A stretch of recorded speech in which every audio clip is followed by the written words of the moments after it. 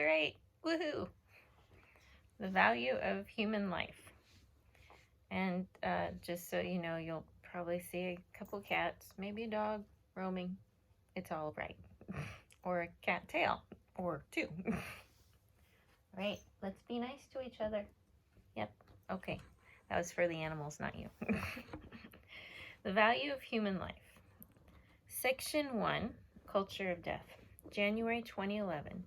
2 undercover investigators disguised as a pimp and a prostitute walked into a Planned Parenthood clinic in Perth Amboy, New Jersey, claiming to operate a sex trafficking ring of young teenage women who were in the country illegally. Shockingly, instead of acting out of concern for the would-be sex slaves, the clinic manager offered business advice to their captors. Posted on YouTube, the video of the conversation exposed the seamy underside of the world's largest and most prestigious abortion business. What follows is a partial transcript of the conversation edited with ellipses for the sake of space. The Planned Parenthood clinic manager's comments are marked as PP. So the pimp says, this is all confidential, all right? Yes.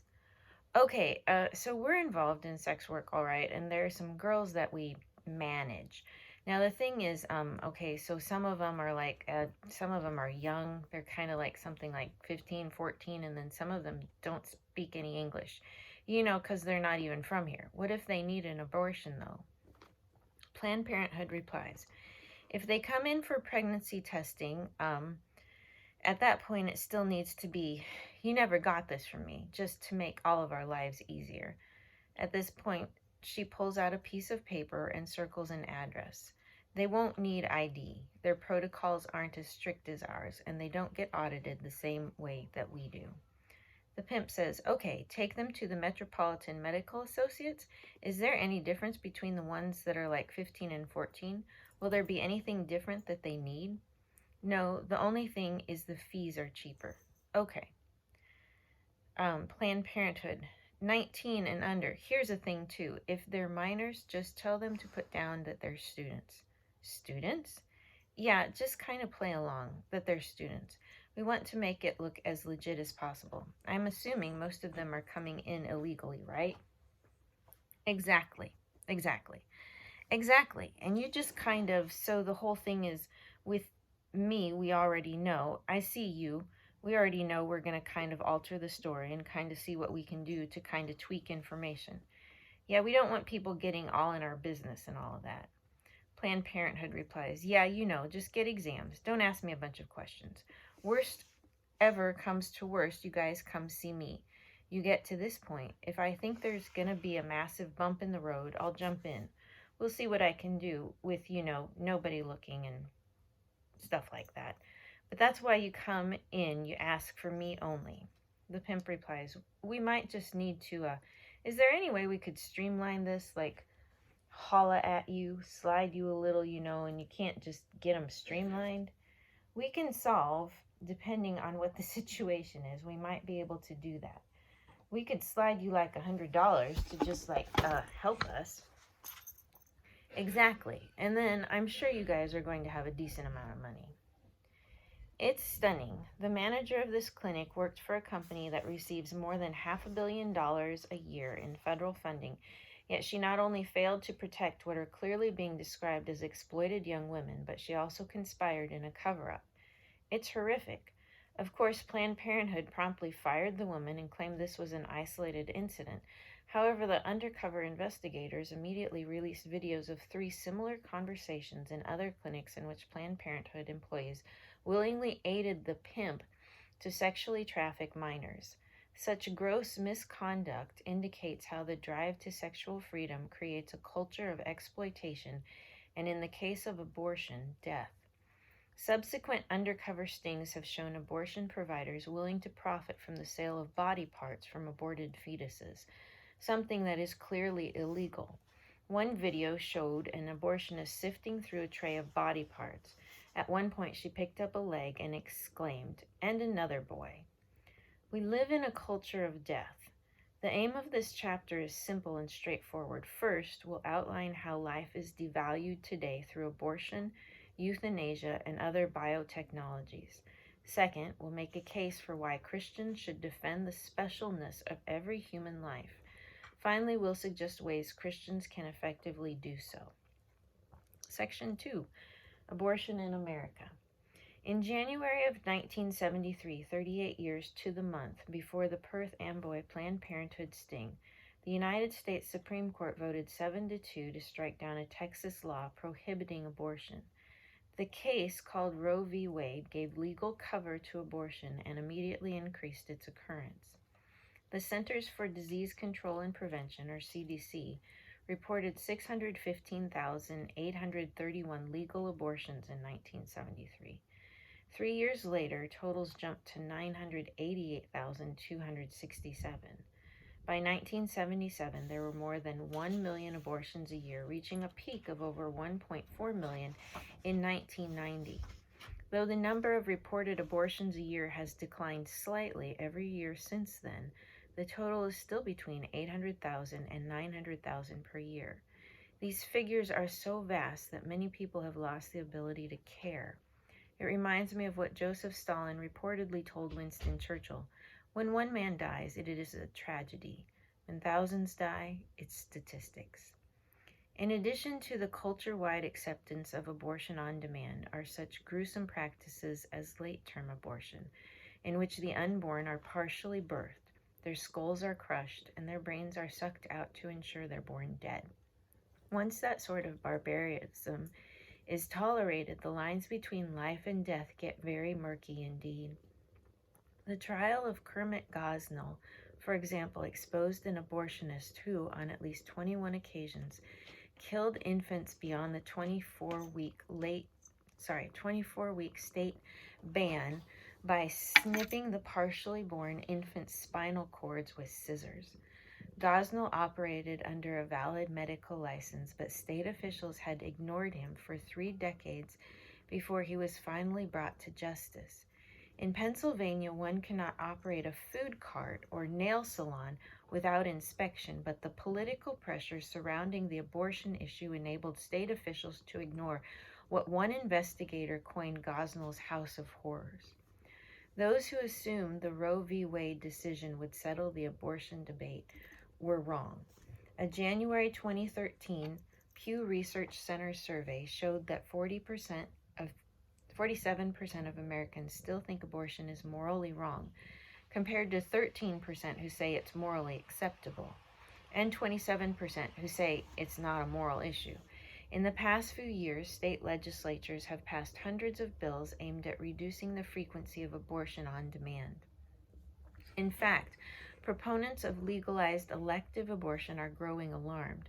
40 years after the landmark Roe v. Wade decision, Time magazine's cover story read, "Abortion rights activists won an epic victory in Roe v. Wade. They've been losing ever since." While this certainly overstates the case, 2 trends are positive. First, pro-life students do seem better equipped to engage the issue than their abortion choice counterparts. In a Los Angeles Times op-ed, and I still don't know what op-ed, I need to look that up, sorry. Abortion choice advocates Frances Kissling and Kate Mitchellman lamented that a new generation of pro-life advocates present a sophisticated philosophical and political challenge to what once was considered a settled debate. Second, support for late-term abortion has slipped since the debates over partial birth abortion in the 1990s. Both trends are encouraging, but support for abortion in general seems to be growing.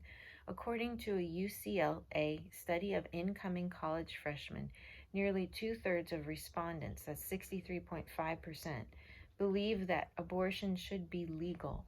They also say that they intend to engage politically to support causes they believe in. The value of human life is a worldview issue, drawing on philosophy, science, and theology. Human rights and moral values are at stake. As we'll see in the next section, it's a problem sparked by the sexual revolution that involves how people see the value of persons, scientific issues in biotechnology, and even end-of-life issues. So section 3, what is the problem? The sexual revolution and its consequences. that people want to end unwanted pregnancies, use technology to gain power over nature, and set aside those lives they see as lacking value. Wow, what a statement. Is nothing new. What is new is the secular impulse driving the issues today.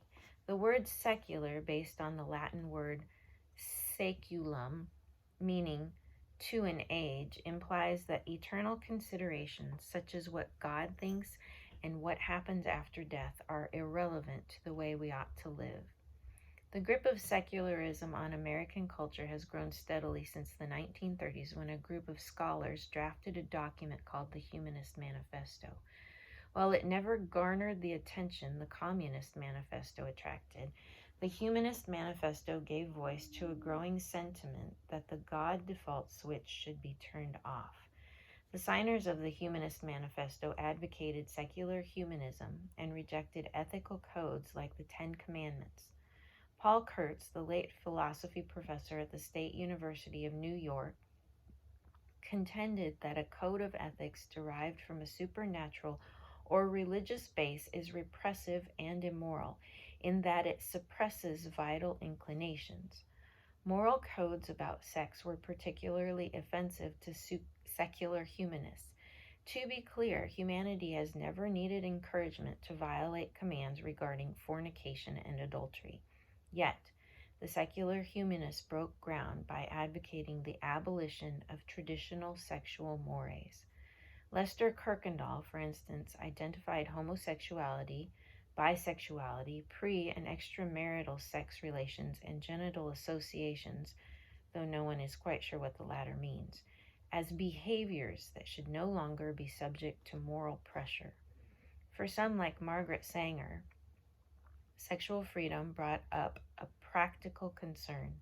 How can we encourage people to have sex without moral restraint and yet prevent inferior people from reproducing?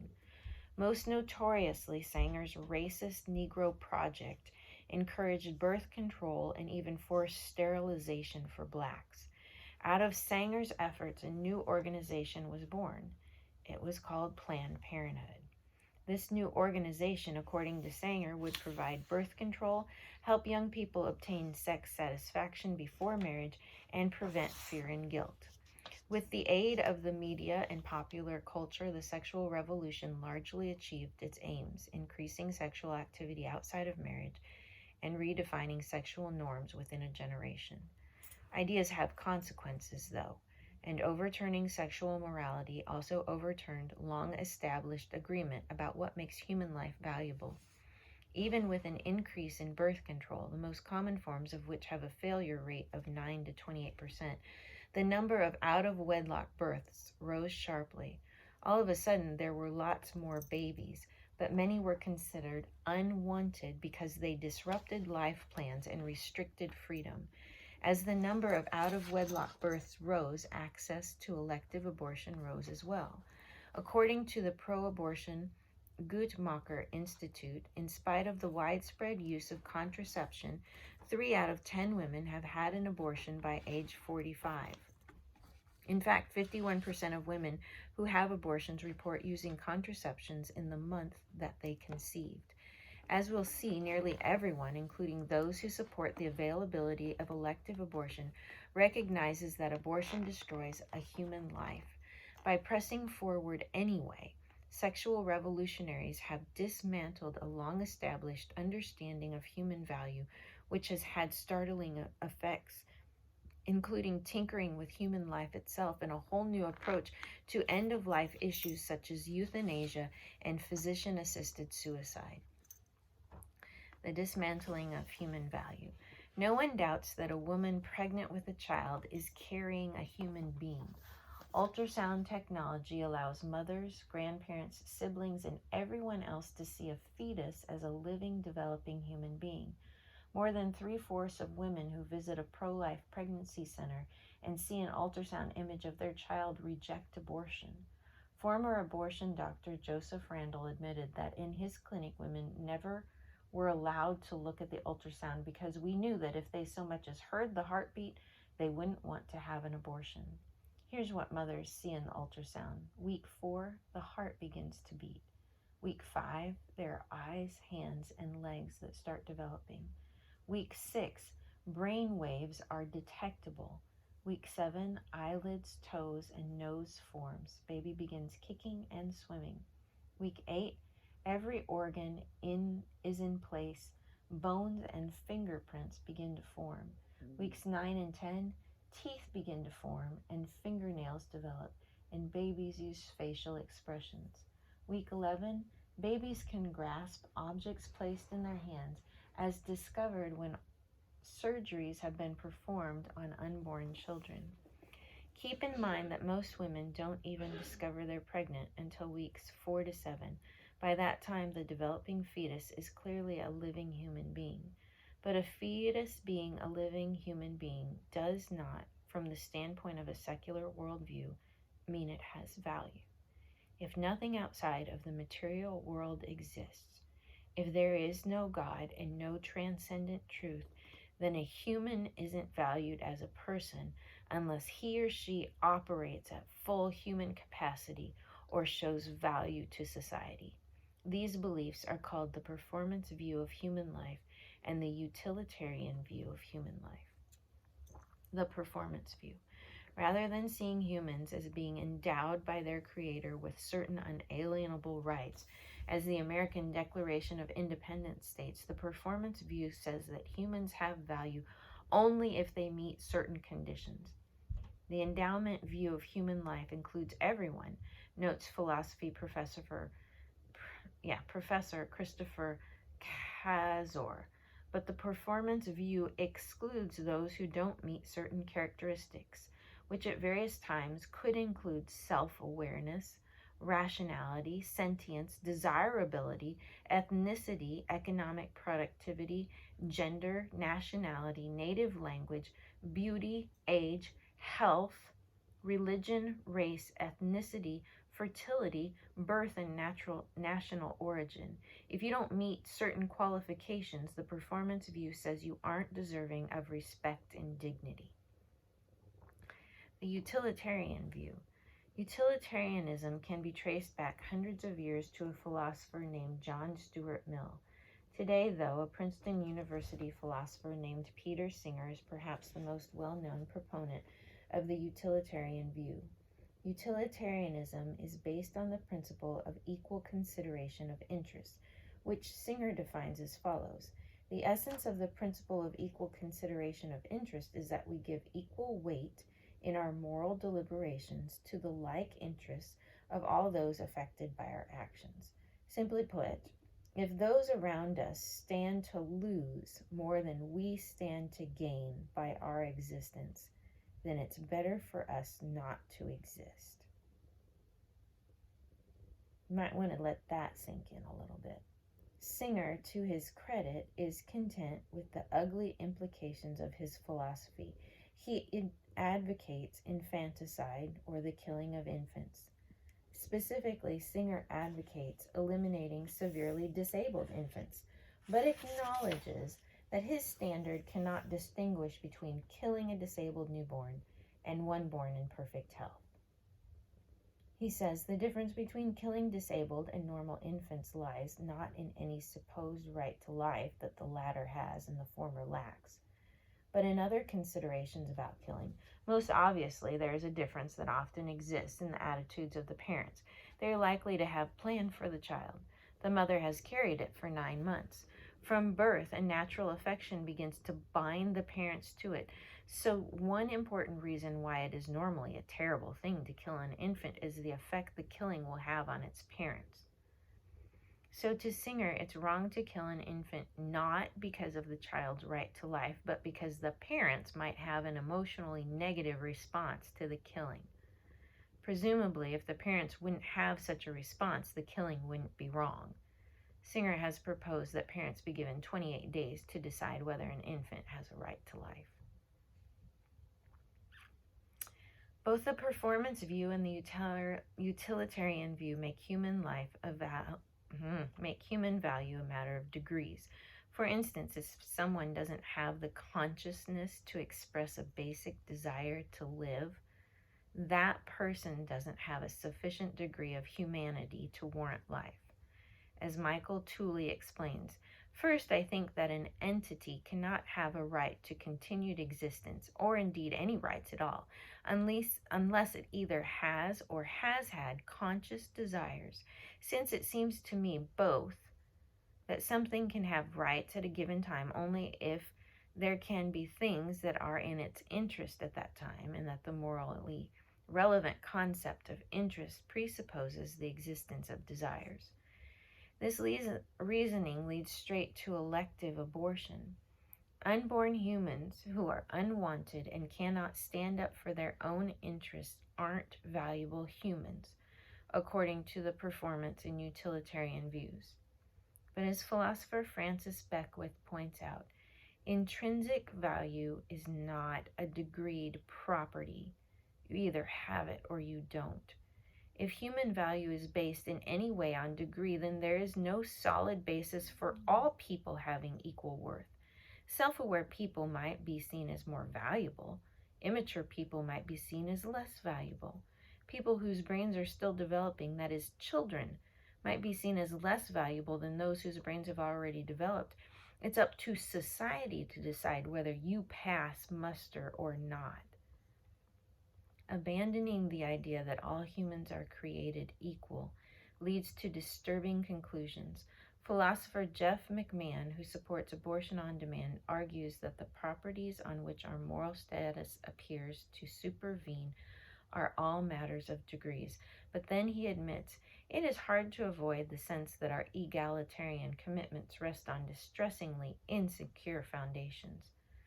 That McMahon would acknowledge the wrongness of the human by degrees view and still embrace it calls to mind the sinister story in George Orwell's book Animal Farm, in which the animals rebel against the farmer in a bid for equality, only to find that some animals, the pigs, see themselves as superior.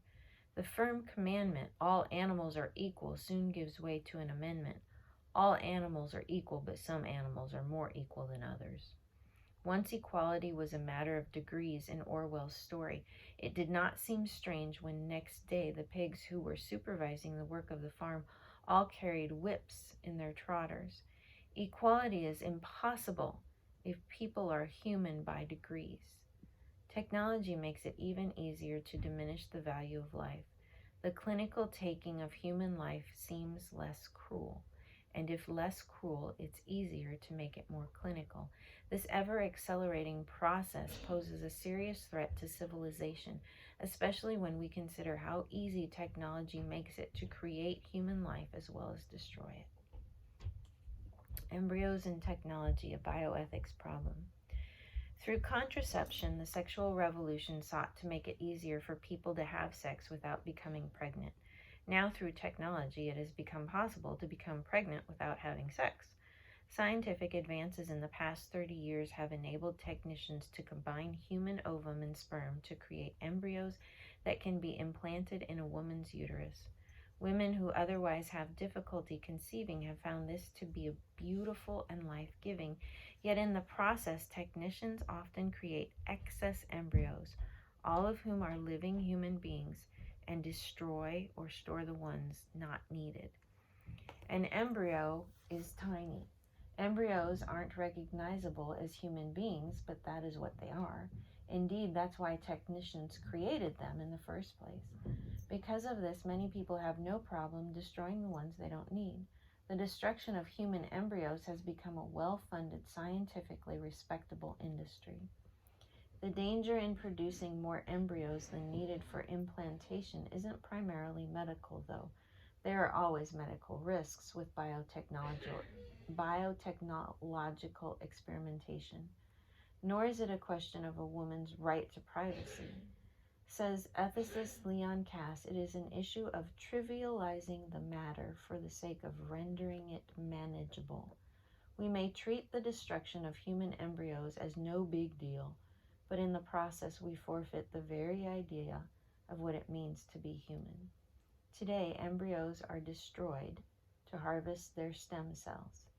A stem cell is an undifferentiated cell that has the ability to develop into many kinds of cells, such as skin cells, blood cells, and nerve cells. Stem cells are present in embryos as well as other sources in the human body because they're capable of renewing themselves and replenishing damaged or destroyed cells. The healing potential of stem cells is tremendous, even for seemingly unhealable diseases and injuries such as multiple sclerosis, cerebral palsy, spinal cord injuries, and sickle cell anemia. Unlike undifferentiated stem cells, an embryonic stem cell is harvested exclusively from a human embryo. Embryonic stem cells are thought to have greater potential than stem cells gathered from non-embryonic sources because they are pluripotent, meaning they can give rise to any type of cell in the body, and immortal. They can be grown in a cell culture for an extended period of time. The ethical controversy surrounding the use of embryonic stem cells arose because initially it was thought impossible to obtain such cells without destroying young embryos. In spite of this potential destruction, the great promise of embryonic stem cells once led many well-known people to advocate their use in treating Parkinson's disease. Michael J. Fox, for example. Severe spinal cord injuries, the late Christopher Reeve, and Alzheimer's disease, Nancy Reagan, the late wife of President Ronald Reagan. Those who opposed such research were cast as villains who didn't care about people with serious illnesses. But defenders of the intrinsic value of humans don't oppose stem cell research.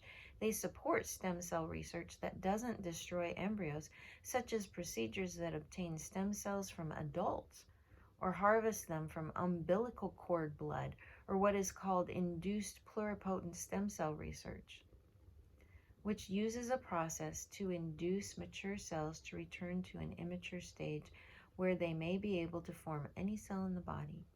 iPSC research is particularly promising because it violates no moral principles. Instead of destroying embryos to get cells, they can be obtained harmlessly from adult donors. Research is developing so rapidly that by the time you read this, iPSC may have made embryonic destructive research an irrelevant issue.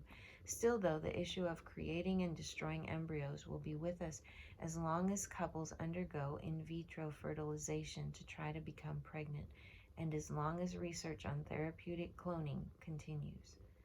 The question of humanness is still the central issue. Do we believe it's legitimate to use and destroy one human life to service the needs of another? Yet it isn't just a beginning of life issue. It's an end of life issue too, which brings us to the issue of euthanasia. Euthanasia. The word euthanasia comes from a Greek word that means easy death. Also known as mercy killing, euthanasia has become an increasingly important issue as medical technology allows the prolonging of natural life. Euthanasia brings up a whole host of questions. Should a life ever be taken?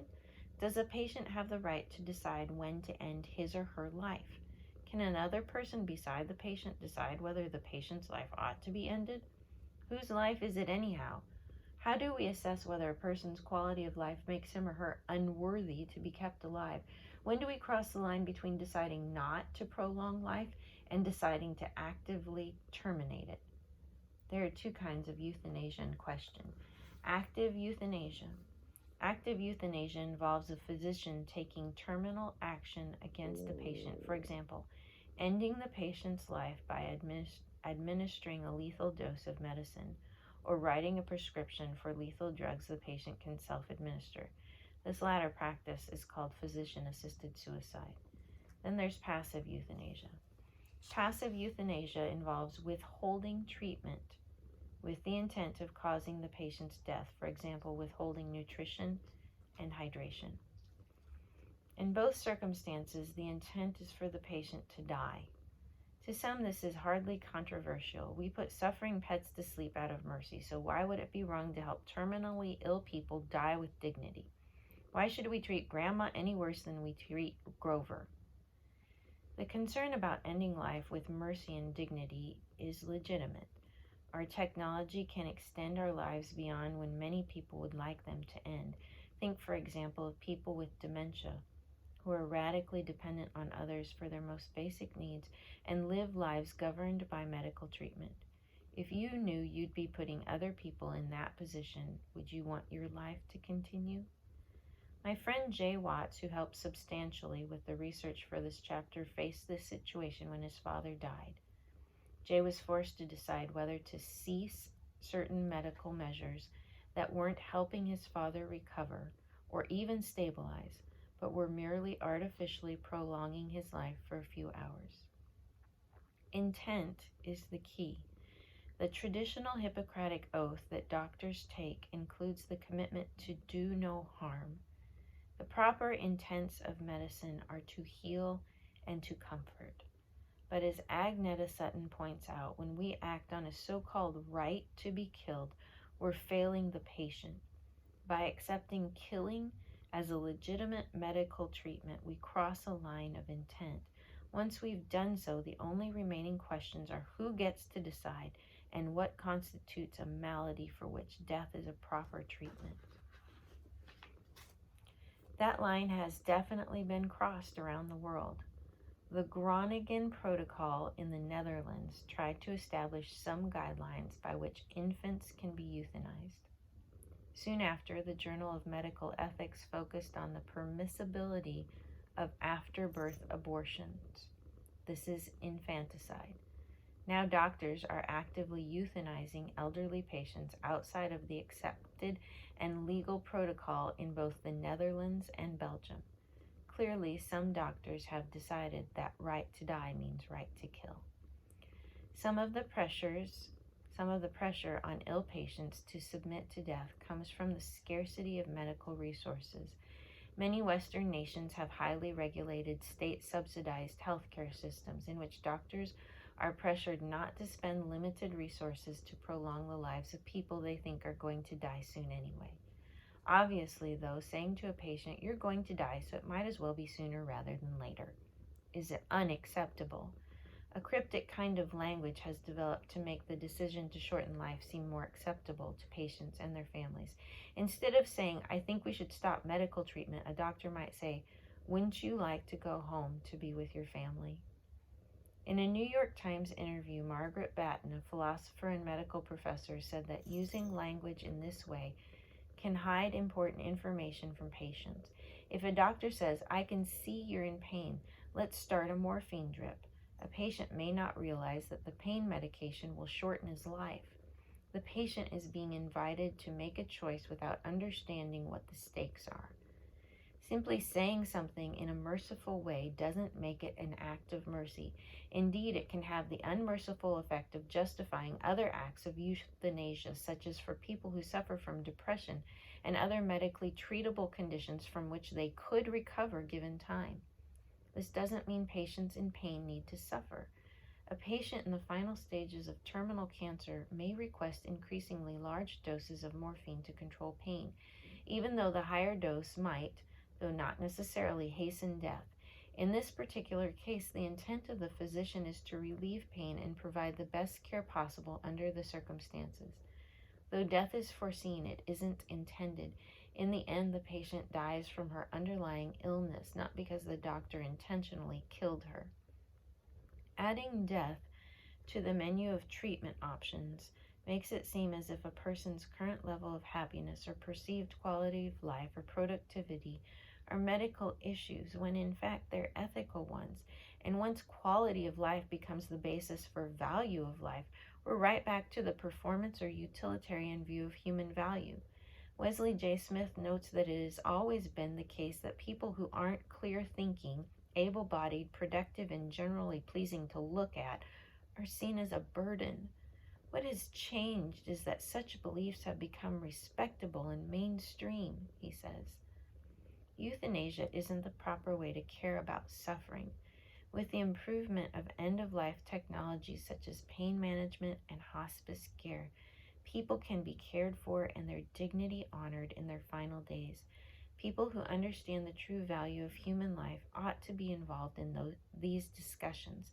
Smith concludes, when a value as fundamental as the equality of human life ethic is weakened, it changes our attitudes toward each other, our behavior, our concept of what constitutes a human and compassionate society.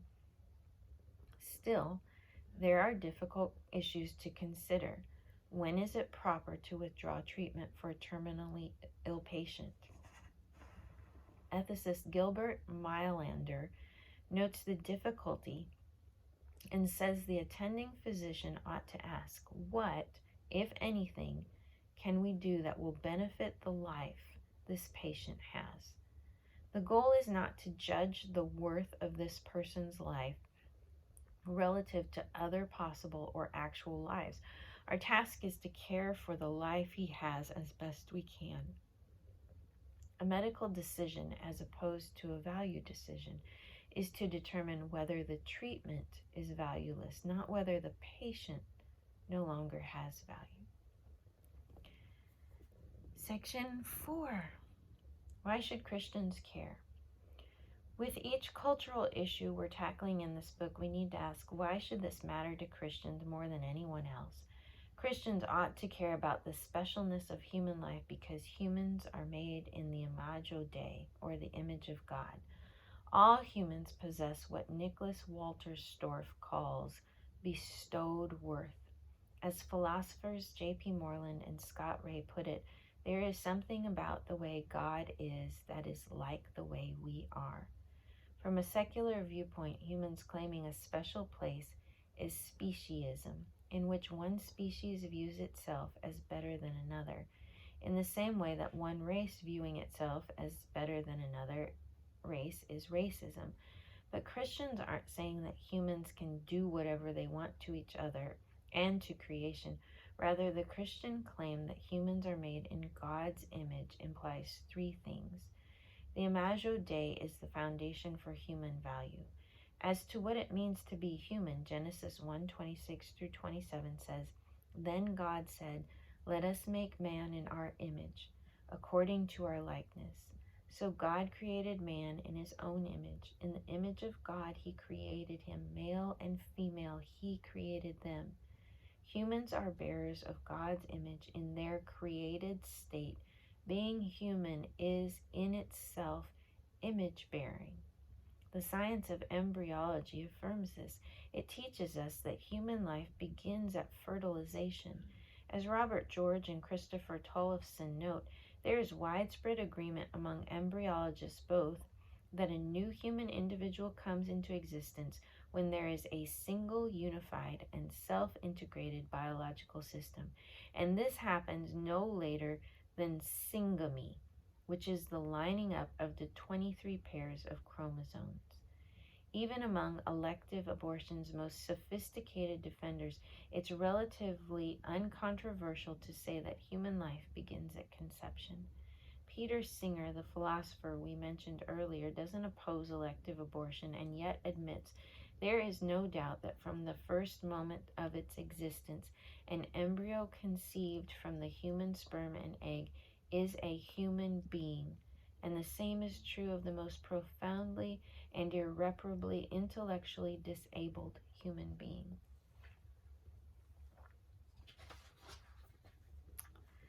Of course, by using the phrase profoundly and irreparably intellectually disabled human being, Singer is taking back with his left hand what he gave with his right, implying that people with certain disabilities have less value.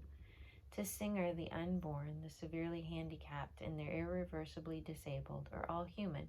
They just don't have inherent value. If we're truly made in God's image, though the ways people like Singer determine a human's value are a slippery slope. Scott Klusendorf from the Life Training Institute makes this point through his SLED acrostic defending the personhood of unborn babies. Here's my summary of his argument. S is for size. Unborn babies are tiny. Does this mean they shouldn't be valued? Does the size of a person determine whether each is a person? Do we hold short people to be of less value than tall people? L is for level of development. Unborn babies are less developed than toddlers, but toddlers are less developed than grade schoolers, and grade schoolers are less developed than teenagers. Should rights be taken away from them because they're less developed? E is for environment. An unborn baby is inside the womb, but does a person's geographical location determine his or her value? If a premature baby is delivered and handed to the mother, no one questions whether the baby has value, so why should a baby of the same age just a few inches away be allowed to be killed? D is degree of dependence. Without a doubt, an unborn baby is dependent on his or her mother to survive, but babies are dependent on their mothers after they're born too. Lots of people are dependent on others. People with pacemakers are dependent on a machine to keep their hearts beating. Sick people are dependent on medical personnel to get well. Does this take away their value as persons? What applies to the unborn applies to all humans. To say a person loses value because of size, level of development, environment, or degree of dependence is to say that those of us who are bigger, better developed, in a certain geographical location and independent should have the right to determine the value of those who are less so. This is not something a Christian worldview can affirm. 2. The Imago Dei is the sure foundation for human dignity. Inherent value, endowment, and substance view are various terms philosophers use to describe the intrinsic value human beings enjoy just by virtue of being human. When we go to sleep, we cease self-expressive activity, but this does not mean we lose our humanness, nor do we lose it if we're somehow incapacitated. The human being is a particular type of substance, says Francis Beckwith, even if it is not presently exhibiting the functions, behaving in certain ways, or currently able to immediately exercise these activities that we typically attribute to active and mature rational moral agents. We all believe our identity remains the same through time and change. We don't allow a person to say, well, my cells have all been replaced since I committed that crime 7 years ago, so I'm not responsible for it. Beckwith sums it up nicely. Another way to put it is to say that organisms, including human beings, are ontologically prior to their parts, which means that the organism as a whole maintains absolute identity through time while it grows, develops, and undergoes numerous changes, largely as a result of the organism's nature that directs and informs these changes and their limits. We are more than just the sum of our parts. We bear God's image. As Christian philosopher Mark Linville expresses it, God and human persons share an overlap of membership in personhood itself, and human dignity is found precisely in membership of that kind. Reason 3. The Imago Dei is the foundation for loving our neighbors. Genesis 9:6 says, whoever sheds the blood of man, by man shall his blood be shed, for God made man in his image. We ought to never use our humanity to diminish the humanity of others. God commands us to love and honor our neighbors, even those who hate us or identify themselves as our enemies. And that's in Matthew 5:44. When chimpanzees kill chimpanzees or dolphins kill dolphins, we don't apply the moral term murder to their behavior, though we all agree that chimpanzees and dolphins are uncommonly intelligent animals, and we may ourselves be sickened by the sight of such behavior.